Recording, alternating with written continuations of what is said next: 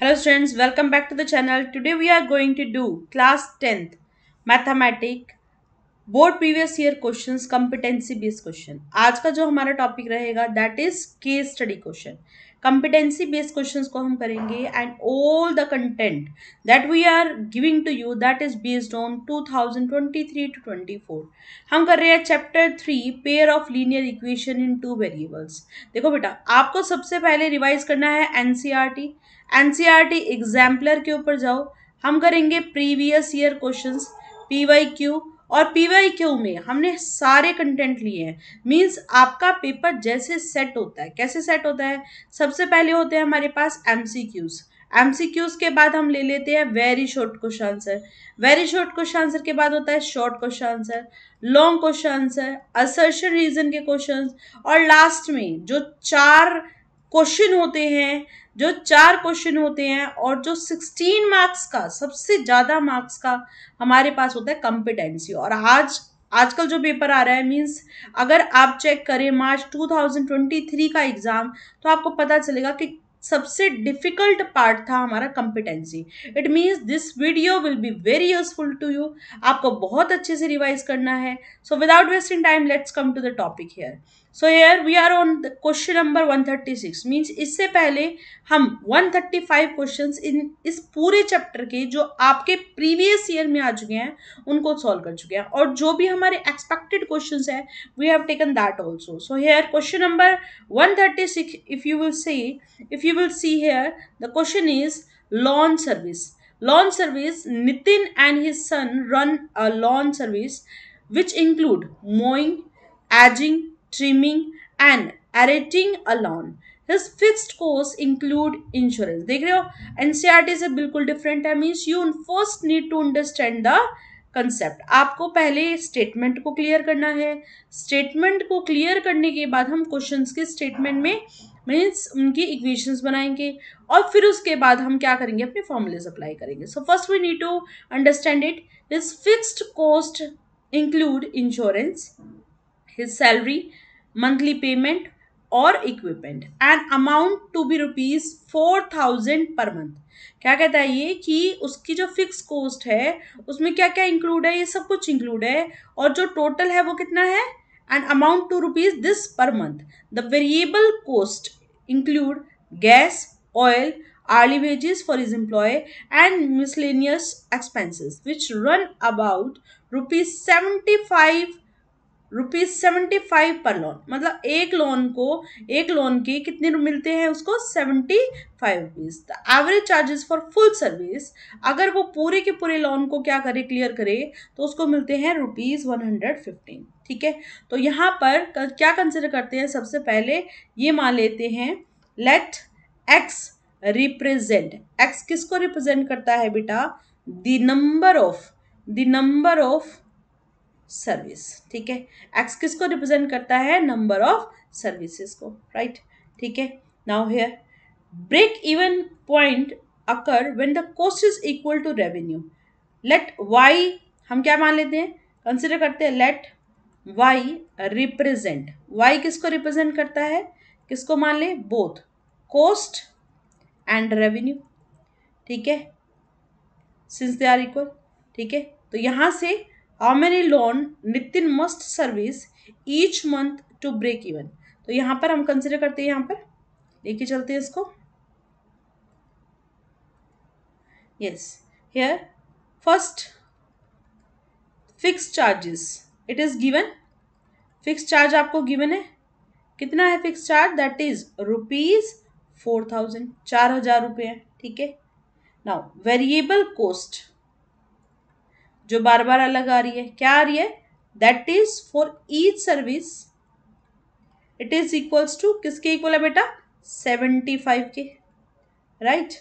तो आपको निकालना है टोटल कॉस्ट फॉर, अब देखो कितनी सर्विस हमें भी नहीं पता, तो मान लेते हैं कितनी सर्विस हुई, एक्स सर्विसेज हुई। ठीक है, सो हियर दिस वाई, जो टोटल कॉस्ट आएगा, रेवेन्यू कॉस्ट और रेवेन्यू का है, वो हमने मान लिया, कितना माना था, वाई। ठीक है, here we need to find out the equation। अब हमें क्या करना है, इक्वेशन निकालनी है।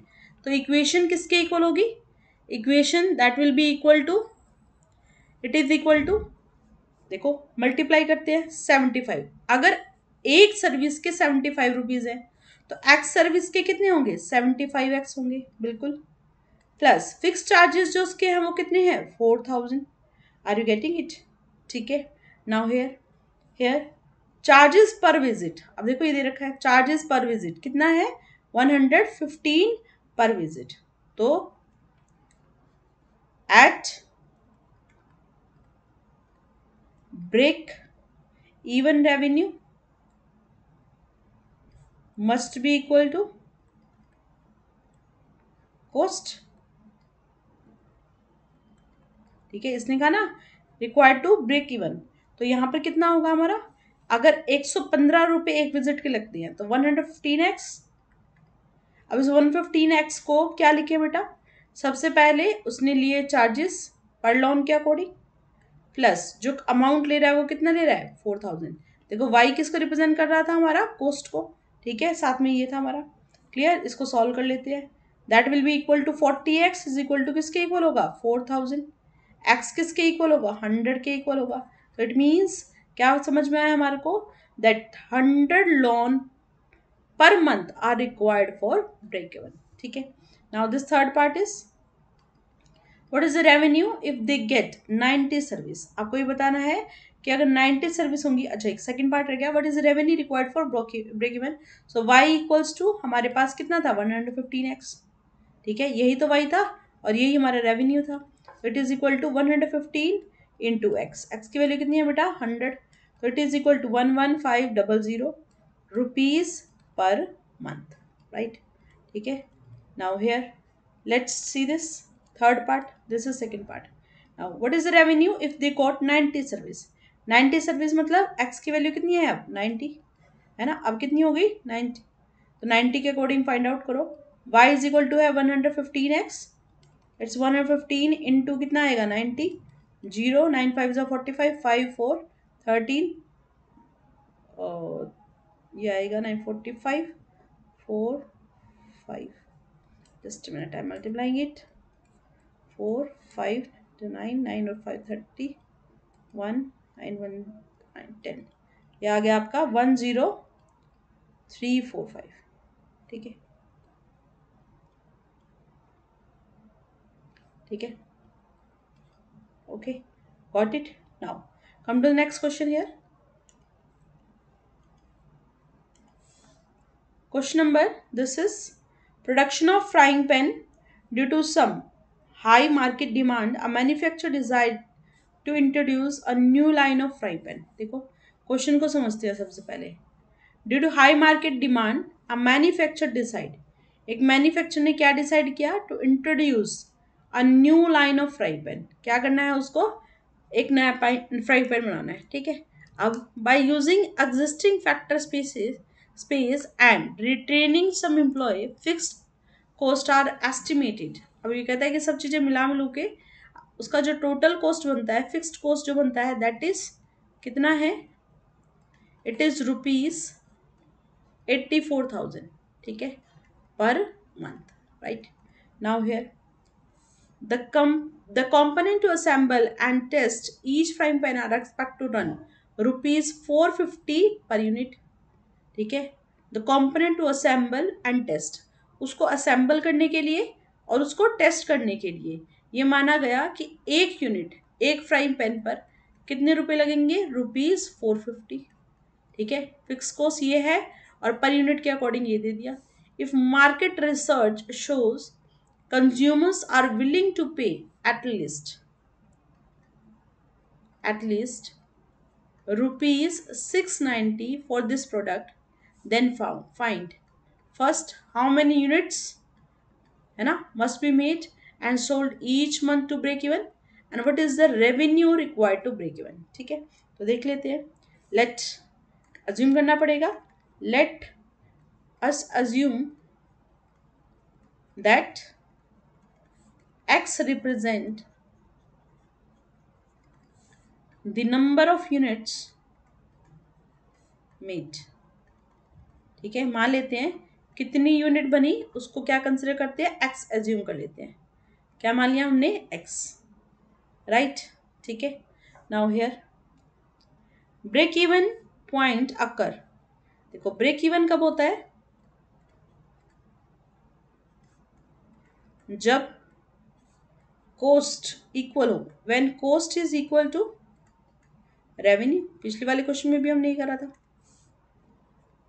ठीक है, now let y be representing both, मान लेते हैं cost and revenue at break even, since they both are equal.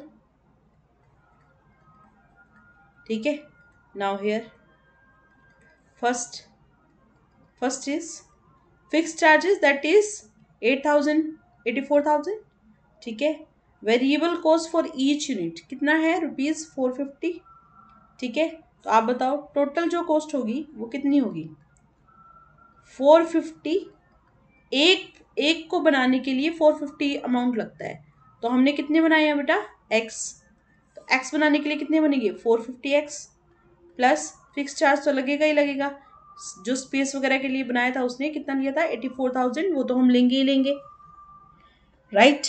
ठीक है, अब आप बताइए, क्वेश्चन में यहाँ पर कहा गया है कि market research shows consumers are willing to pay at least, कितना अमाउंट दे सकते हैं वो, 690। ठीक है, फॉर दिस प्रोडक्ट। तो यहाँ पर मान लेते हैं प्रोजेक्ट रेवेन्यू, जो प्रोजेक्ट रेवेन्यू जो मिलेगा, जो देंगे वो कितना देंगे बेटा, y इज इक्वल टू कितना होगा, 690x।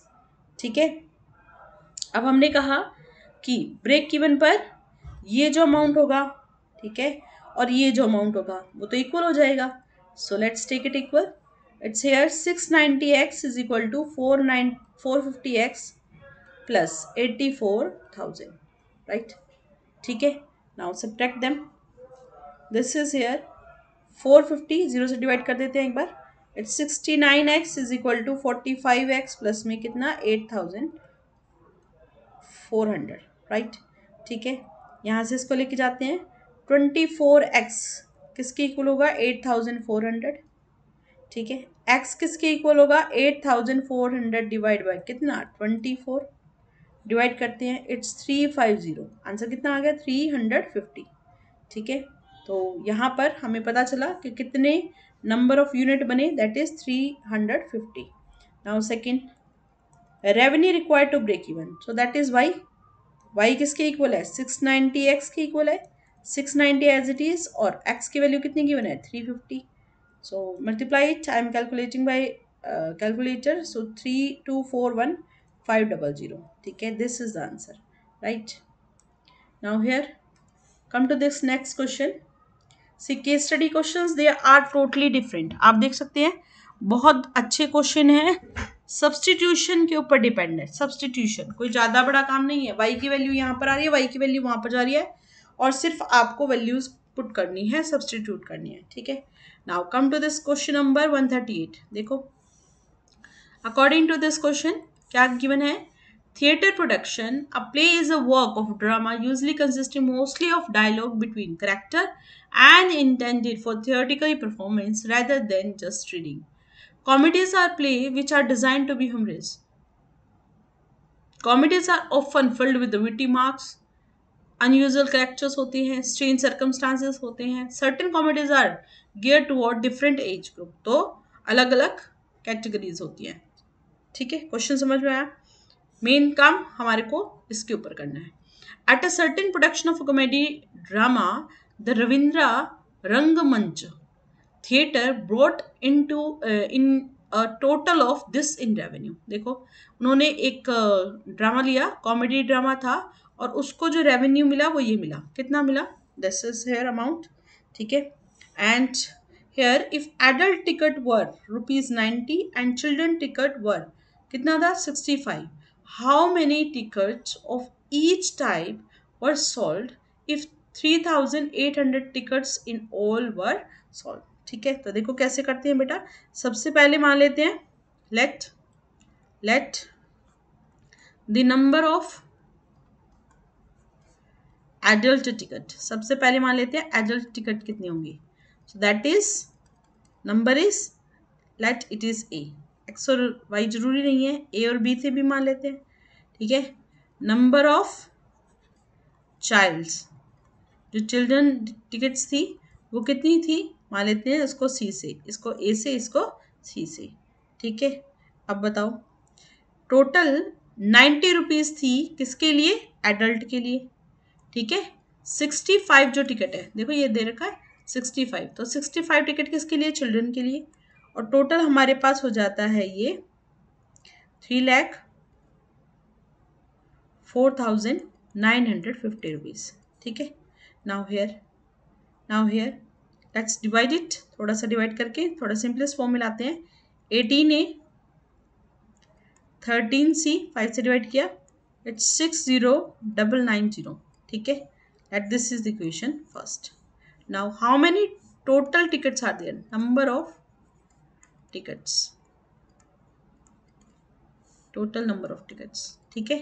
तो ये हमें दिया हुआ है, कितना दिया हुआ है, 3,800. ठीक है बेटा. तो मान लेते हैं अब ये एडल्ट की है, ये चिल्ड्रन की है, इतनी इतनी नंबर है, तो दोनों को मिलाकर ही तो हमारा 3,800 होगा. बिल्कुल मैम. इसको कंसिडर कर लेते हैं, ये हमारा सेकेंड इक्वेशन. ठीक है. तो ma'am what we need to do, we need to find out A and C. तो बेटा इस तरह के क्वेश्चन जो होते हैं, we need to multiply any equation with 18 और 13.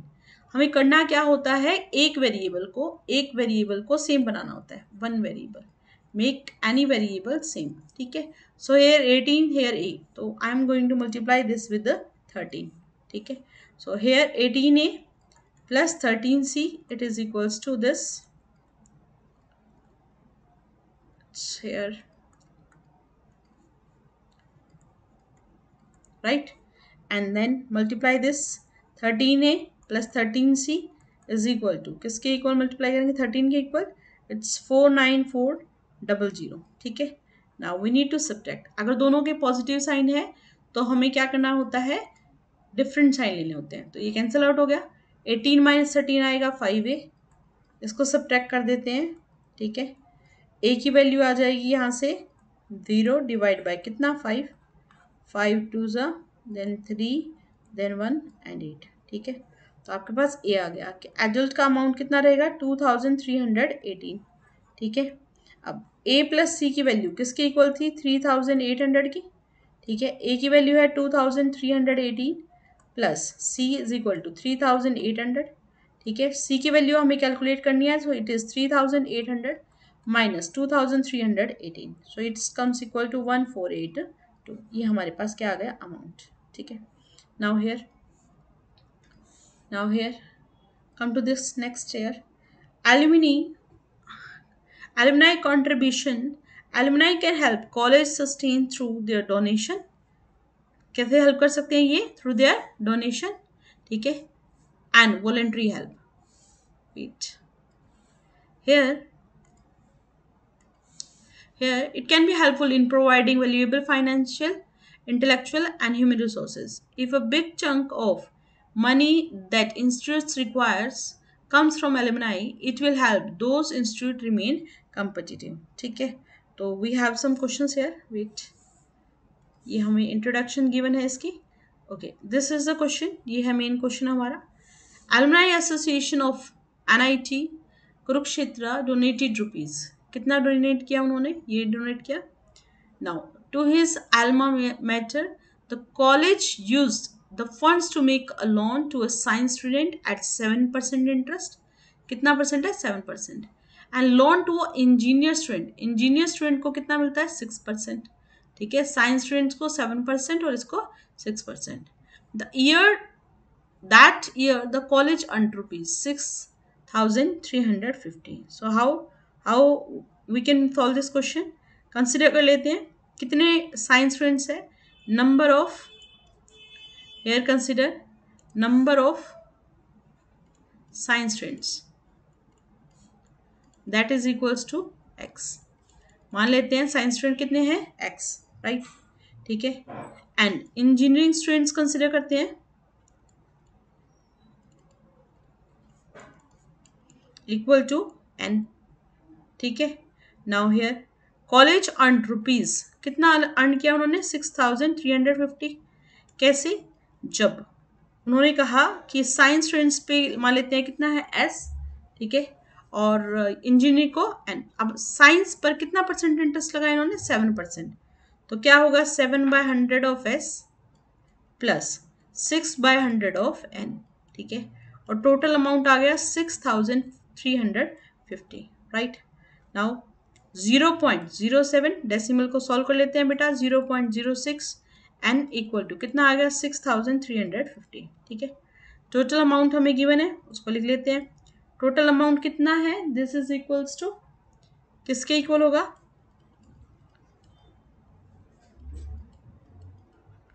1 लाख, राइट, ठीक है। नाउ हियर यहां से हम फाइंड आउट कर लेते हैं टोटल एस प्लस एन की वैल्यू। एस प्लस एन की वैल्यू मतलब देखो ये साइंस स्टूडेंट्स है, ये है एन, ठीक है, तो इनके ऊपर हमारा है टोटल अमाउंट ये, ठीक है, right, okay. So here let's do it. Just a minute, one more zero here. This is value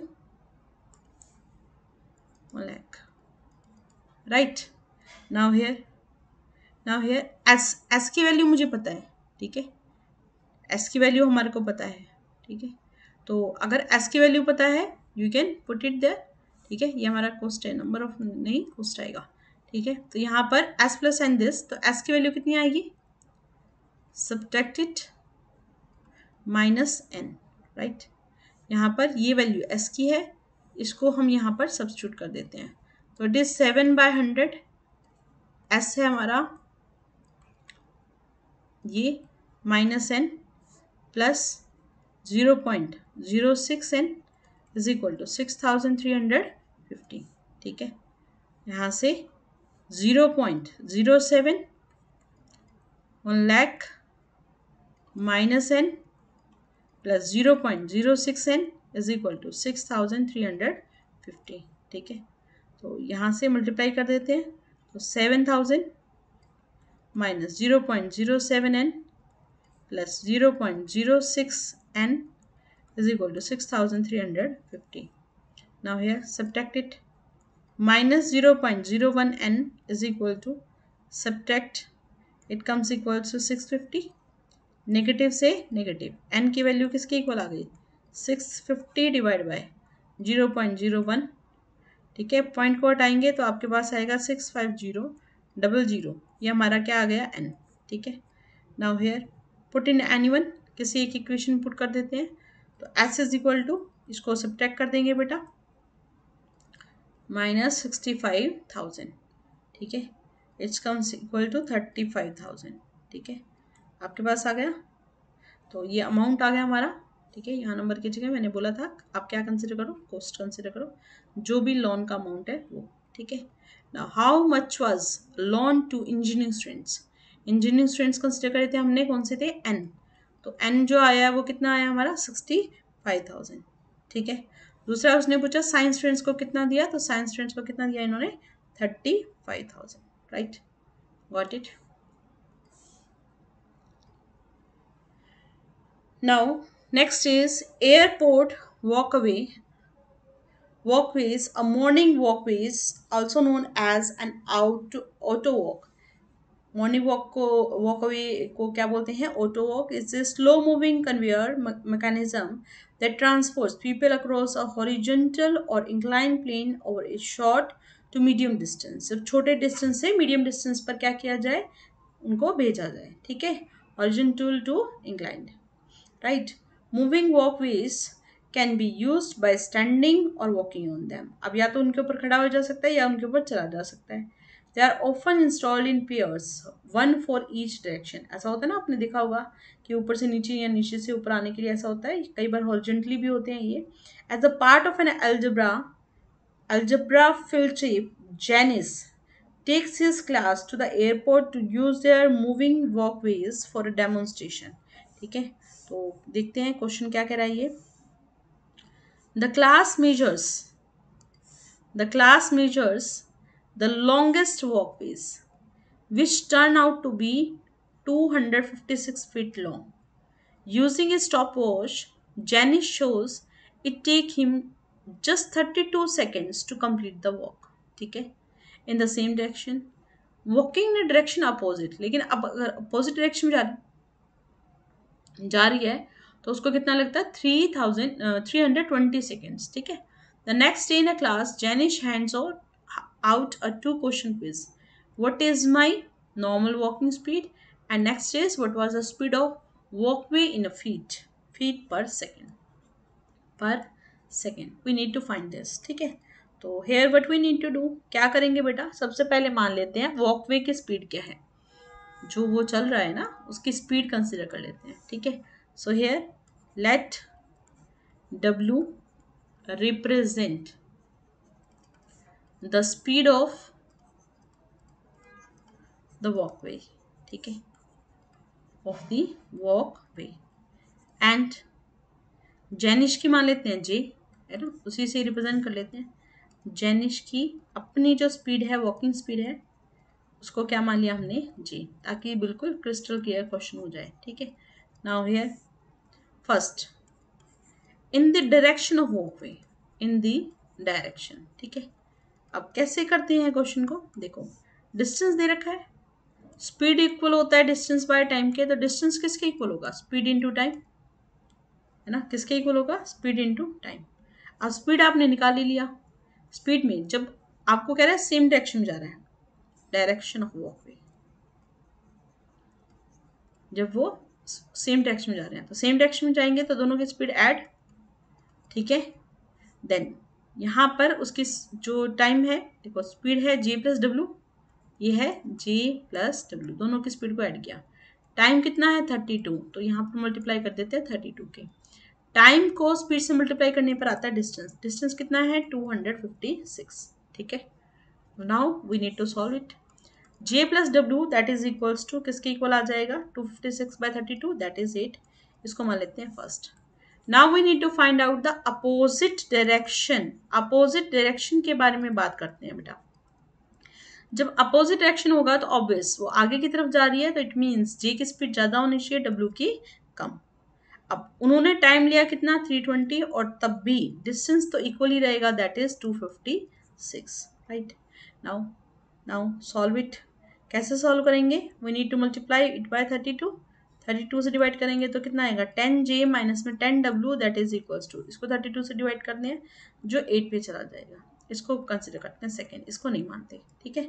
now we have 2 equations, this one and this one. So how to do it, multiply this by 10. ठीक है? Elimination method में एक variable, देखो यहाँ variable के साथ है 1 और यहाँ वेरिएबल के साथ है 10, तो आपके पास आ गया J plus W that is 8 and 10J minus 10W that is equals to 8. ठीक है? यहाँ से ओके, ये तो हमने सेम ही ले लिया, just a minute. Right, this is here, this one and this one, तो ये हम 10 से मल्टीप्लाई कर देते हैं, तो ये आएगा 10J plus 10W that is equals to 80, और ये आएगा 10J minus 10W it equals to 8. है ना? आपने ली है फर्स्ट और सेकेंड, कैंसिल. 20J किसके इक्वल आ जाएगा, 80 प्लस 8 दैट इज 88. देखो J की वैल्यू आ गई 88/20 which is equals to 4.4 feet per second. तो J आ गया मेरे पास, क्या आ गया, J. Now here question, J मतलब जेनिश की वॉकिंग स्पीड, ये आपने निकाल लिया है. अब आप किसी में पुट कर दो, can you take this one first equation. J plus W की वैल्यू कितनी है बेटा 8, J की वैल्यू कितनी है 4.4 plus W that is equals to 8, तो W की वैल्यू कितनी होगी 8 minus 4.4 that is equals to कितना 3.6 feet per second. So this is your answer, ये हमारा क्या आ गया answer. Right? So this is clear to you. Now here it is question number 144 for 141 question. This is a good question. Now nutrition shall we want to use milk and orange juice to increase the amount of calcium and vitamin. क्या दे रखा है, calcium और vitamin का amount हमें increase करना है in her daily diet. An ounce of milk contain 38 milligram क्या है कैल्शियम और 56 माइक्रोग्राम ऑफ विटामिन ए। ठीक है, ये दे रखा है, कैल्शियम दे रखा है और अमाउंट दे रखा है विटामिन ए का। N ounce of orange juice, orange juice में कितना होता है, इतना कैल्शियम होता है और इतना क्या होता है, विटामिन ए। ठीक है, now how many ounce of milk and orange juice should she drink each day to provide, exactly कितना होना चाहिए, इतना कैल्शियम होना चाहिए और इतना क्या होना चाहिए, vitamin A. It's a very very easiest question है ना, इजिएस्ट वन। कैसे करना है बेटा, नंबर ऑफ आर्म्स ले लो।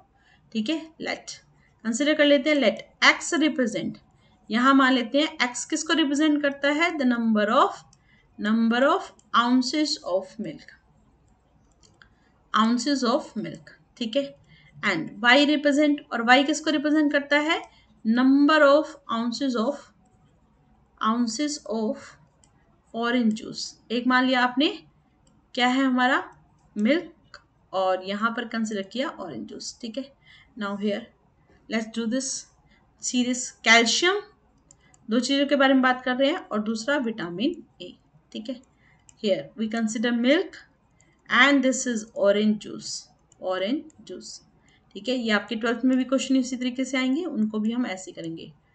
Total needed, so here this is, देखो हमारे पास टोटल यहाँ पर कितना है 38 और यहाँ कितना है x, तो कितना बनेगा 38x, राइट।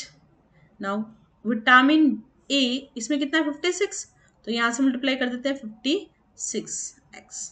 ठीक है, मिल्क कितना मान लिया था हमने x। अब बात करते हैं ऑरेंज जूस की, ऑरेंज जूस में कैल्शियम कितना है 5y, विटामिन कितना है 60y, टोटल कितना चाहिए उसको 550, विटामिन ए कितना चाहिए यहाँ पर 1200। ठीक है, इक्वेशन बना लो, 38x प्लस में 5y which is equals to 550, 56x plus में 60y इज इक्वल टू किसके इक्वल, इट्स 1200। ठीक है, now what we need to do, देखो मल्टीप्लाई कर दे, अबव इक्वेशन मल्टीप्लाई बाय 12 से मल्टीप्लाई कर दिया, तो it is here it equals to 456 plus 60y equals to, multiply करेंगे ये आ जाएगा 6600, ये आएगा 56x plus 60y equals to किसके इक्वल 1200, सब्ट्रैक्ट कर देते हैं बेटा। ठीक है, ये आएगा 50 माइनस दिस, 56 था नहीं 400 आ गया बिल्कुल, इट इक्वल्स टू ये आ जाएगा 5400, मल्टीप्लाई हो रहा है, इधर जाकर क्या हो जाएगा बेटा डिवाइड 400, तो 0 से 0 ये कैंसिल हुआ। ठीक है, ये आ जाएगा हमारा 13.5। ठीक है, now put in any equation, किसी एक इक्वेशन में पुट कर दो, इसमें पुट कर दें या ऊपर वाले में पुट कर दो, मर्जी तुम्हारी।